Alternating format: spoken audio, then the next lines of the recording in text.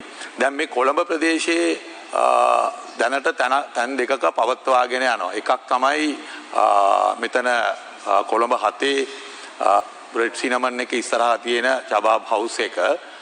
ඊළඟට දෙහිවල අල්විස් ප්‍රදේශයේ කියන පාරෙත් අවස්ථානයක් පවත්වාගෙන යනවා. දැන් ඒ දෙක පිළිබඳව මම දෙසැම්බර් මාසයේ අගමැතිතුමියගෙන් ප්‍රශ්න කළාම අගමැතිතුමියත් පිළිගත්තා මේවා නීත්‍යානුකූල නැහැ, මේවා ලියාපදිංචි කරලා නැහැ. නමුත් ඒ දෙකටම තවම රජයේ පොලිස් ආරක්ෂාව හා STF එකේ ආරක්ෂාව දපාගෙන තමයි මේ දෙකම පවත්වාගෙන යන්නේ. එතකොට අගමැතිතුමියත් පිළිගත්තා මේවා නීත්‍යානුකූල නොවන මධ්‍යස්ථාන හැටියට හඳුනගෙන තිබෙනවා. එතකොට දැන් මේ දෙසැම්බර් මාසයේ ඉඳන් අද වෙනකොට මාස 7කට ආසන්න කාලයක් ගත වෙලා තිබෙනවා. ඇයි මේ නීත්‍යානු නොවන මේ මධ්‍යස්ථාන පිළිබඳව ක්‍රියාමාර්ග තවම නොගෙන ඉන්නේ කියන එක මම කැමැතියි ඔබතුමාගෙන් මේ පිළිබඳව දැනගන්න. ගරු කතානායකතුමනි, ඇත්තටම මට මතකයි අග්‍රාමාත්‍යතුමියගෙන් විමසන ප්‍රශ්න යටතේ ජනවාරි මාසයේත් ඔබතුමා මේක විමසීමක් කළා. මේවා ගැන නොසොයනවා නෙමෙයි. ඒකේ පළවෙනි කොටස මම මහජන ආරක්ෂාව පිළිබඳ අපේ ගරු අමාත්‍යතුමාගෙනුත් විමසුවා. STF ආරක්ෂාව ඉවත් කරලා තියෙන බව තමයි දැනගන්නට ලැබුණේ. මම හිතන්නේ වැඩිමනත් තොරතුරු අවශ්‍ය නම් එතුමා සාකච්ඡා කරાવી. මේ ලියාපදිංචිය ගරු මන්ත්‍රීතුමනි හරි සංකීර්ණයි. මොකද මගේ අමාත්‍යාංශය යටතේ ලංකාවේ ප්‍රධාන ආගම් 4ටම දෙපාර්තමේන්තු තිබෙනවා. ඒවායේ ව්‍යුහයන් තිබෙනවා.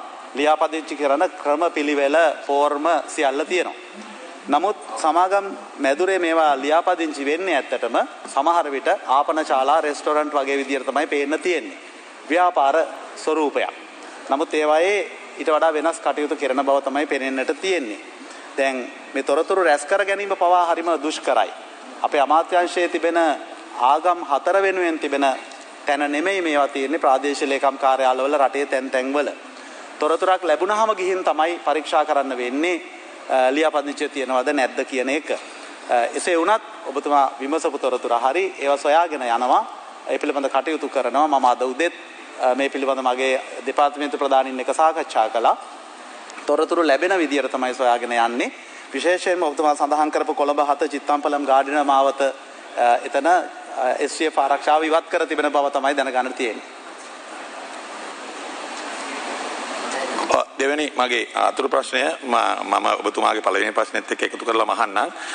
ගරු ඇමතුමනි, දැන් අර විශේෂයෙන්ම මේ කොළඹ 7 සිනමන් රෙඩ් එක ඉස්සරහා තියෙන එක STF ගාඩ් එක අයින් කරාට තාම පොලිසිය තිබෙනවා. ඔබතුමා දැන් උනත් හරි ගිහිල්ලා බලන්න පුළුවන්. පොලිස් ආරක්ෂාව දීලා තියෙනවා ඒකට. ඒත් ප්‍රශ්නේ තියෙන්නේ දැන් මේ යුදෙව් මධ්‍යස්ථාන ඒ කියන්නේ අපේ රට ගත්තොත් අපි දන්නවා අපේ රටේ යුදෙව්වෝ නැහැ. යුදෙව්වෝ ඉන්නවා නම් ප්‍රශ්නයක් නැහැ. නමුත් අපි දන්නවා ඒ වගේම ඊශ්‍රායලයේ රට පිළිබඳව ඊටාම කන්ට්‍රෝවර්ෂල් රටක්. ඒ වගේම මොසාඩ් සංවිධානය අපේ රටෙත් යුද්ධයට විශේෂයෙන්ම යුද්ධයේ තියෙන කාලෙත් ඊශ්‍රායලය මොසාඩ් සංවිධානය අපේ රටේ ආණ්ඩුවත් එක්ක එදා සටන් කරපු LTT සංවිධානයට පවා ඍජුව උදව් කරලා මුදල් දීලා ට්‍රේනින් දීපු රටක් ඒක. ඒතකොට අද වෙනකොට ඒ රට අනියම් ආකාරයේ දැන් අපේ රටෙත් යම් මේ මධ්‍යස්ථාන හරහා සංස්කෘතික මධ්‍යස්ථාන හරහා ඇතුළත් වීමක් වෙලා තියෙනවා කියන එක තමයි මගේ අදහස. ඉතින් මම අහන්නේ රජයක් හැටියට ඔබතුමාලා දන්නවා මට වැඩිය විශේෂයෙන්ම පලස්තීනය වෙනුවෙන් විශාල කාර්යභාරයක් පෙනී හිටපු එම ඉතිහාසයක් තිබෙන දේශ ව්‍යාපාරන ව්‍යාපාරයක් හැටියට ඇයි මේ ඊශ්‍රායලය පිළිබඳව මේ තරම් සොෆ්ට් එකට හිතන්නේ? මොකද ඒගොල්ලන්ගේ වැඩපිළිවෙල හා ඒගොල්ලෝ ක්‍රියාත්මක වෙන ආකාරය, ඒගොල්ලෝ රටවල් වලට කඩා වැදිලා ජාතීන් අතර ප්‍රශ්න ඇති කරන ආකාරය, Tamanගේ ඌමනාව වෙනුවෙන් ඕනම දෙයක් අන්තයකට යන්න ඉන්න රටක් හැටියට අද පලස්තීනයේ ජනතාවට කරන ගාසා තීරයේ මේ කරන විශාල සංහාරය ගැන අපි සියලු දෙනාම දනවා. ඉතින් මම හිතන්නේ ඔබතුමා පෞගියදා පලස්තීනයේ පාර්ලිමේන්තු සහයෝගිතා ව්‍යාපාර සභාපතිතුමාගේ මම ඒක ඔබතුමා මම ලේකම් හැටියටපත් වුණා. මම ඔබතුමාගේ ඉල්ලන්නේ විශේෂයෙන්ම දැන් මේ අනවසර හැටියට තිබෙන මේ පවත්වාගෙන යන මේ මධ්‍යස්ථාන.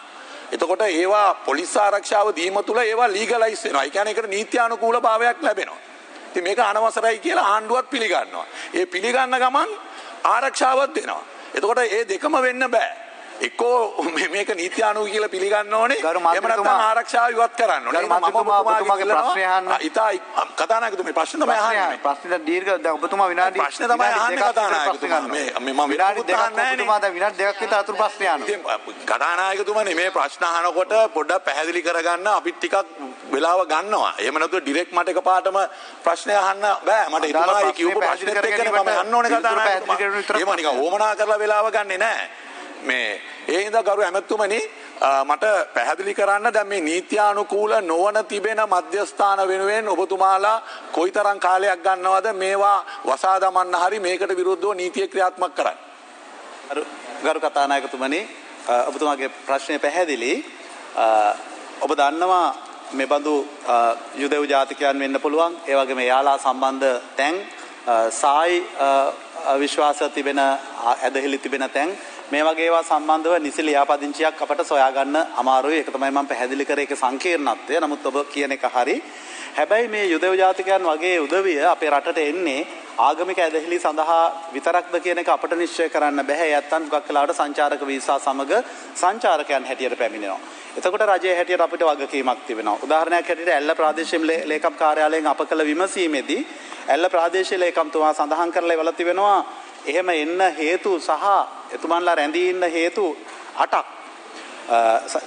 ඊශ්‍රායල් ජාතික සංචාරකයන්ට පහසුකම් සලසන එක වගකීමක්. අවශ්‍ය ආහාර පාන, සංචාරක තොරතුරු සැපයීම. ඒ වගේම එයාගේ ආගමික හා සංස්කෘතික උත්සව පැවැත්වීමට ඒ ඉන්න කාලය ඇතුලේ උදව් කිරීම. ඒ වගේම යාඥා කිරීමට අවස්ථාව අවශ්‍ය වුණොත් දෙන්න. මොකද ඒ අය සංචාරකයෝ, අය මිනිස්සු, එයාට විශ්වාසයක් තියෙන්න පුළුවන්. තවදුරටත් කියන මුල්ලේ අකරතැබ්බයක් සිද්ධ වුණොත් පිහිට වෙන්න වෙන ඒ වකවානුවේ සංචාරකයන් හැටියට අපිට වගකීමක් තිබෙනවා. ඒ නිසා තමයි මේ බඳු ආයතන තිබෙන්නේ. හැබැයි ඔබ කියන්න වගේ මේවැය තියෙන සංකීර්ණත්වය අපි විසඳන්න ඕන.